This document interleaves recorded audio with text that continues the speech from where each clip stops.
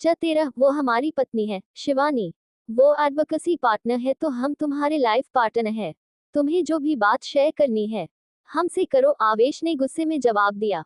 जिस पर केसर ने मुस्कुराते हुए कहा, तुम पति हो हमारे और उस नाते तुम पर हमारा पूरा हक है और सबसे पहला हक है, आवेश ने गुस्से में मुठ्ठियां भींचते हुए कहा। इस बार केसर ने वैसे ही मुस्कुराते हुए सात्विक से कहा, सात्विक तुम फाइल रेडी रखना, हम कल ही केस रीओपन करने के लिए दायर करेंगे। Case reopen? कौन सा केस? और तुमने खुद की हालत देखी है? आवेश ने मुंह बनाते हुए कहा। सात्विक ने केसर को देखते हुए कहा, ओके केसर, हम आज ही उस केस की फाइल रेडी करवा लेंगे। कल उस केस को रीओपन करने की याचिका दायर कर देंगे। अब हम चलते हैं, तुम अपना ध्यान रखना। केसर ने सिर हिलाया तो वो चला गया। आवेश ने सवाल किया, कौन से केस की बात कर रही हो? वही केस जिसमें कुछ लड़के ऐसे गायब हुए कि उन्हें कोई ढूंढ नहीं पाया। ये बोलकर केसर शतीरता से मुस्कुराई।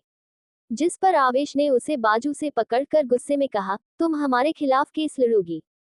तुम्हारे इसमें तुम्हारा क्या लेना देना? वो केस हम रीओपन करवा रहे हैं क्योंकि उन लोगों को उनके किए की सजा कानून दिलवानी है, केसर ने उसकी आंखों में देखते हुए कहा। आवेश ने उसकी बाजू पर अपनी पकड़ कसते हुए कहा, उन्हें सजा दिलाने की क्या जरूरत है तुम्हें? अपनी हालत देख रही हो तुम? हमारी हालत से तुम्हें इतना फर्क क्यों पड़ रहा है?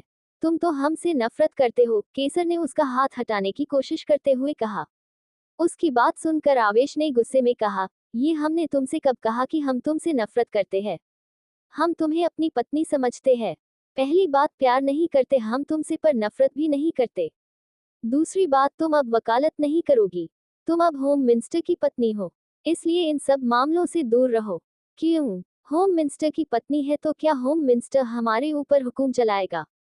तुम अपना काम कर रहे हो और हम अपना। हमारे काम में टांग अड़ाने की कोशिश मत करो, केसर ने गुस्से में ये बोलकर अपनी बाजू छुड़वाते हुए कहा। इस बार आवेश ने उसे धमकी देते हुए कहा, तुम हमारी बात नहीं मानोगी ना? अब देखना हम क्या करते हैं। क्या करोगे? धमकी देने की कोशिश मत करना, हम तुम्हारी धमकी से डरने वाले नहीं है, केसर ने उसे गुस्से में घूरते हुए कहा। आवेश इस बार उसके करीब आया और उसके दोनों हाथों को अपने हाथों भरकर उसके ऊपर पूरी तरफ झुक गया। उसकी इस हरकत से केसर बैक रेस्ट से जा लगी। आवेश की आंखों में देखते हुए वो बिल्कुल भी नहीं डर रही थी। लेकिन कोई और उसकी जगह होता तो इस हालात में उस जैसे आदमी के करीब आने से जरूर डर जाता।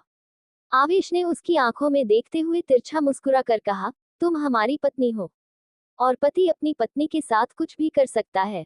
तुम्हारी ऊपरी चमड़ी जख्मी हुई है लेकिन अंदरूनी अंग वैसे के वैसे है।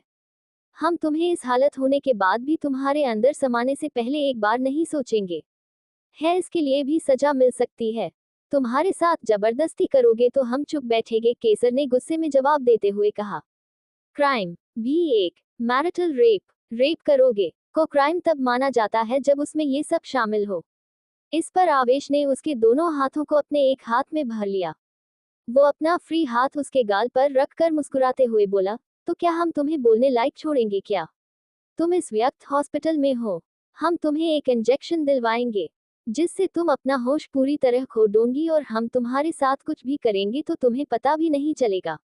दूसरी बात, यदि बलात्कार महिला की इच्छा के विरुद्ध किया गया हो, एक, जब किसी महिला को यह विश्वास दिलाकर धोखा दिया जाता है कि बलात्कारी उसका वैधानिक रूप से विवाहित पति है।